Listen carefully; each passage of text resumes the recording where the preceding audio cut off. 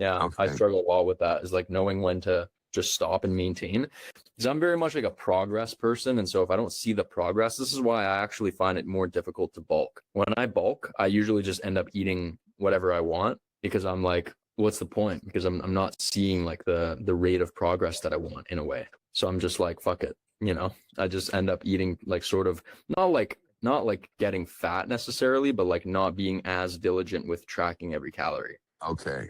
you know? Okay. But for me, it's like, I know that if I follow like a certain framework, like if I stick to the same framework that I follow when I cut, but then I just sort of eat like kind of within reason what I want and stick to somewhat similar foods, I know I'm not going to go too far wrong, you know? It's just that the same like locked in diligence is really difficult when you're bulking because you don't have the same reward. The reward loop, the feedback loop is a lot slower. Interesting. I wouldn't have thought so. I don't know why. Because cutting is really quick. Like you can lose a pound or two a week of fat, but you can only build, if you're lucky, like maybe a pound or two of muscle a month on the fast end. I see. Especially like even Yeah. more advanced, it sucks. Like I don't even think I'm gonna bulk again. I think this is the year where I think I'm just gonna eat at maintenance. Like once I get to the exact leanness, because I fucked up over the past couple weeks a little bit. So like now I'm like maybe a few pounds away from my leanest, and I'm gonna get there, and then I'm just gonna maintain probably for like until I want to go back into a little cut again. I think honestly I think that's the best way to do it beyond a certain point, because like I've never been about trying to be like the biggest guy or like Yeah. tracking the leanest guy. I mean, being lean for me is more important than being big, but like I don't really care about putting on a ton more muscle mass. Like I'm happy with the way I look. So now I just kind of try to enjoy the workouts and try to stay lean, Okay. you know? Okay.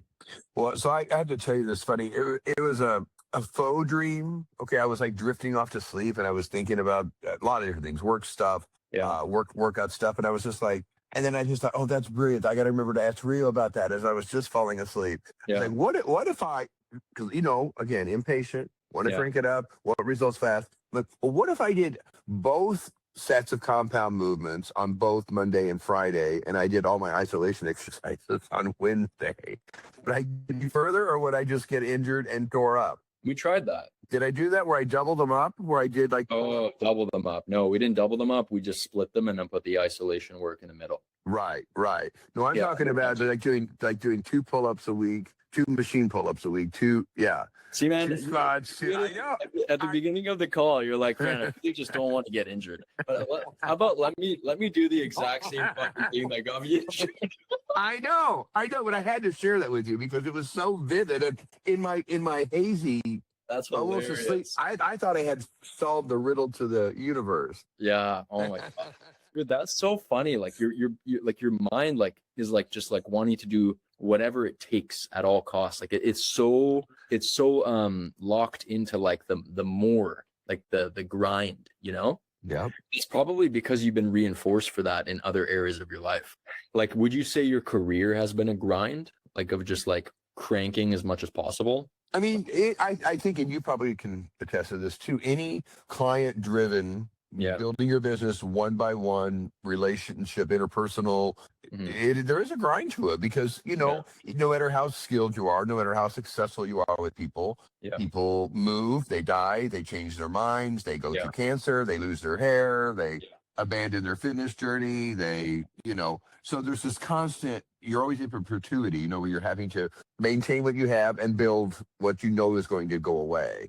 So there is a built-in grind, I think, to that nature of that kind of work. Does that make sense? Yeah, definitely. I was gonna make a video about that, about how like the thing that makes people good in their careers is the thing that kind of fucks them in fitness a lot of times. Because I see this pattern not just with you, like with pretty much all my clients, because they're kind of the same A-type people, a lot of them, and it's like they want to carry that same mentality into fitness, but it just doesn't work.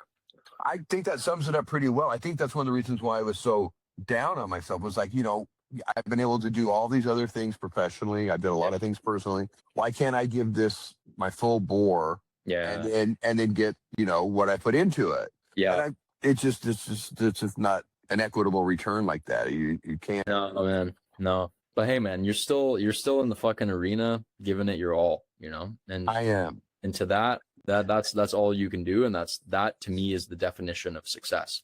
because fitness is an infinite game. It doesn't end. There's no finish No. line. So the only way to win in it is to stay in it. And you're doing that.